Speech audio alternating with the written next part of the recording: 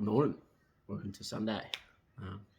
Just got out of the ice bath this morning. I try and do ice baths on Saturday and Sunday mornings for 5.5 minutes each. Just all that stuff online about it's pretty good for you, and I always feel pretty unreal after it, so try to stick to that, which is good. Also just set up my morning here. Today I don't really have too much booked in planned, which is good.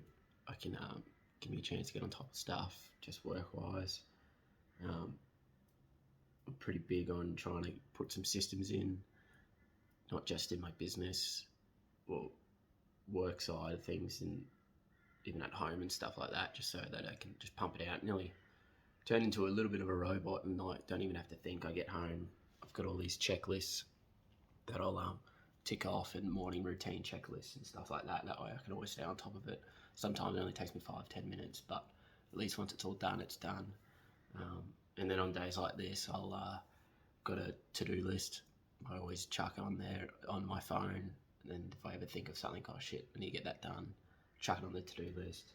And then a day like today, I'll write it all out, prioritise, and get on top of it. And also on the weekends, I like to get out the back and do some weeding of my grass for an hour. Just because, just like a lot of things, just got to stay on top of it, otherwise it'll be a bigger issue later. And I'll like to have my grass a little bit decent, but yeah. Yeah, just knocked out an hour of weeding for the day.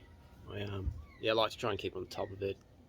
I just try to get out there, just to get on top and maintain of it. I try to get around the areas where there is some nice grass, and let it try to grow out. I was doing a lot of watering, but the water bill was getting a bit expensive, so I've backed off on that coming into the winter months now. But yeah, I'll show some video of how it used to be when we first moved back in and how it is now, so it's come a little bit of the way. And I also like getting into it because it gives me an hour and I listen to a book or a podcast, and at the moment I'm listening to Influence by Robert Carnini. I don't know if that's the pronunciation, but it's really good for anyone that works for yourself or in type of sales. It's just a psychology of people, I guess, and it's just, it's probably the best amount of info I've taken from a book or a podcast before. It goes for 20 hours I'm listening to it, so I'm probably only still a quarter of the way through, but yeah, highly recommend. Other thing I want to get done today, I've got some alarms that live in my trailer and toolbox.